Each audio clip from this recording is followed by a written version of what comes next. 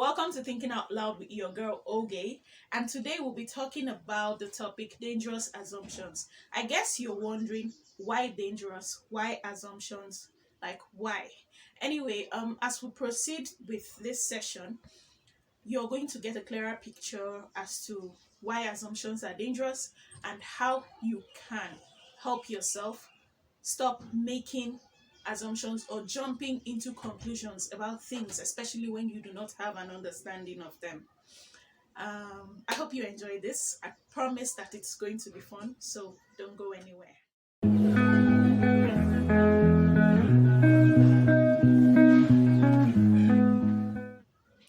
On the 28th of August 2020, the news of the death of Hollywood actor Chadwick Boseman broke on the internet.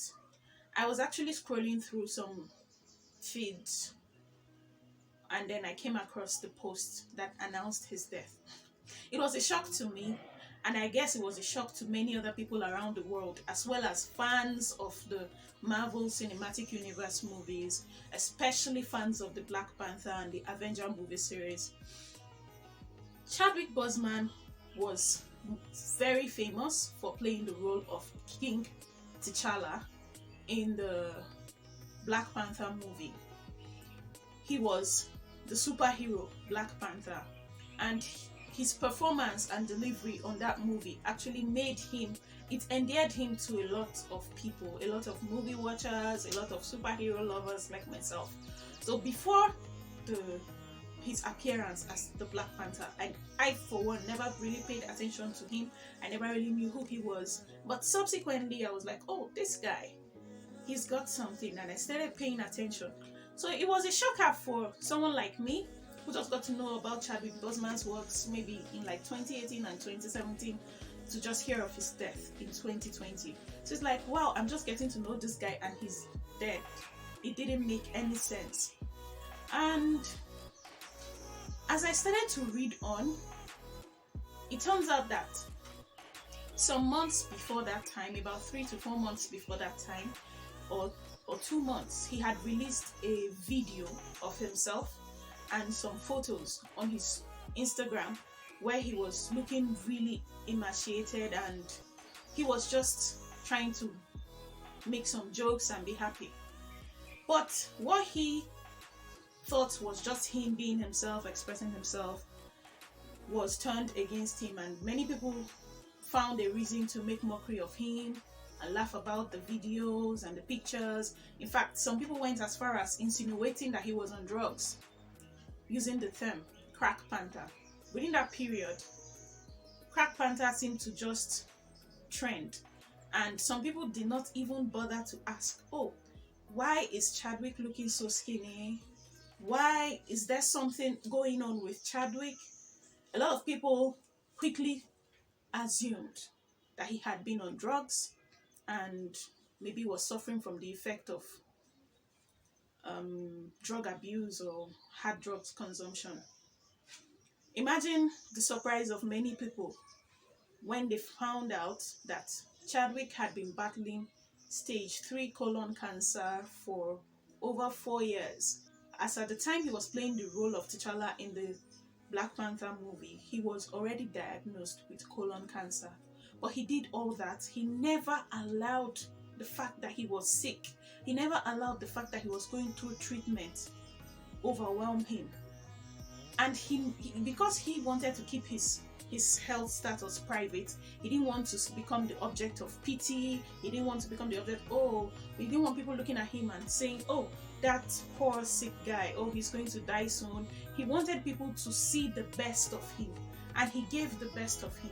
But at the time when the sickness really, really weighed him down, and he decided to be positive, he decided to just be himself and put out his pictures and photos out there, but the people didn't even try to ask the right questions. They just jumped into conclusions. Oh, Chadwick must be on drugs, that's why he's skinny like that.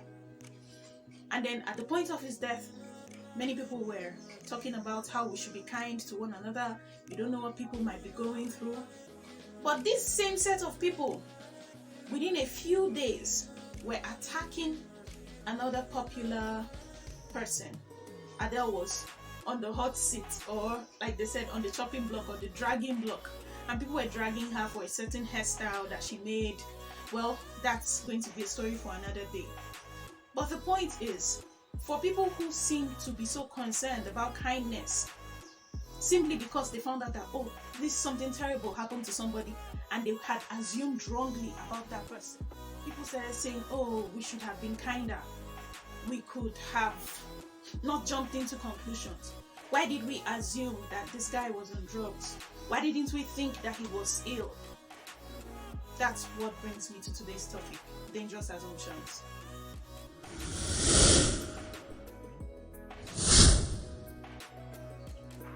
The Cambridge Dictionary describes or defines assumption to be taking something to be true without question or proof.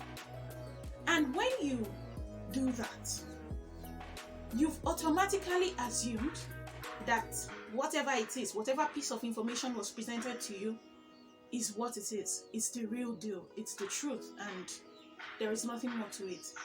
But what we do not understand is that before we get to the point of assumptions or assuming things, there are patterns, there are things we build on, we draw on from our memory, from our experiences, that pushes us to readily jump into conclusions, to readily assume things about people, about situations, even when we do not really know the full picture or the true or full story.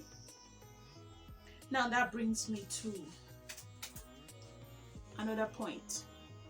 Why do people assume? Why do people make assumptions? And in my research, two things stood out. The main reasons why people assume or why people readily make assumptions are: one, people are lazy. People do not like to think, people do not like to stress themselves. Two, it's easy. Because you see certain patterns over time, you see people behave in certain ways over time, you have residual memory of something that has happened before. So you just readily accept something that has a semblance to something that you have encountered before, without necessarily asking to confirm how authentic that information or that picture or whatever it is that you're presented with is. Now, assumptions are dangerous because they do not only harm you, they also harm people around you. They harm the people who are the recipients of whatever information you put out.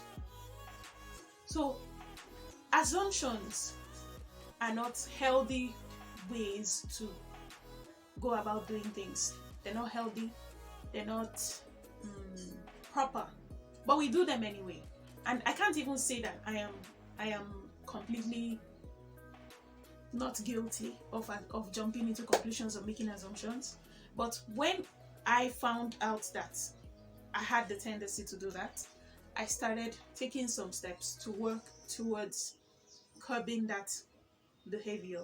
And I think that every other person, including you listening to me right now, can benefit from working on our mindset and our thought patterns to control the way with which we assume, and also to make healthier decisions and findings about things before drawing conclusions.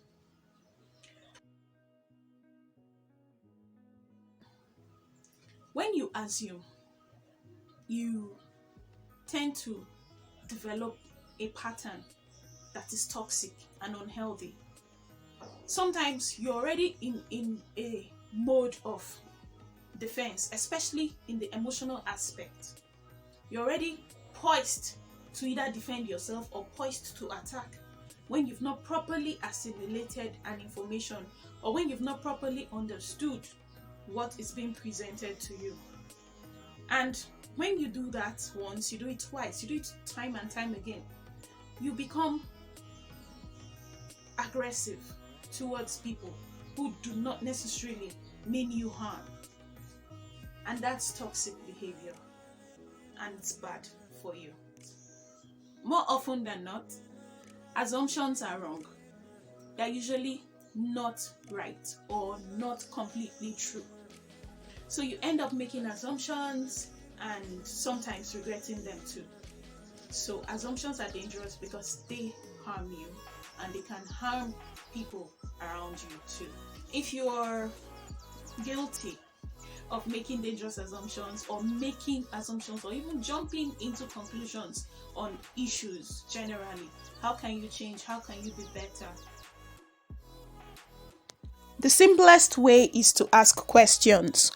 When you're not clear about something or an information that is presented to you, it is okay to ask.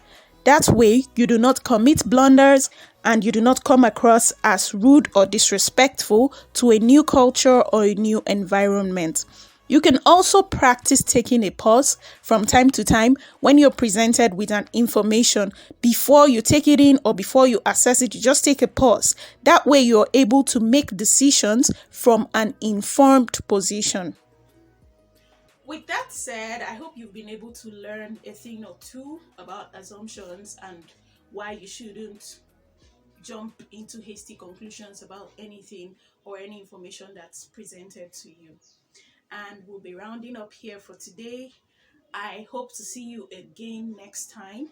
And if this is your first time on this platform, feel free to subscribe, share with your friends as well. If you have thoughts, if you have ideas that you would like to put forward, or if you have anything at all you would like us to discuss, you can suggest in the comment section and I will get back to you on that. Thank you for your time. I love you. Bye. Till next time.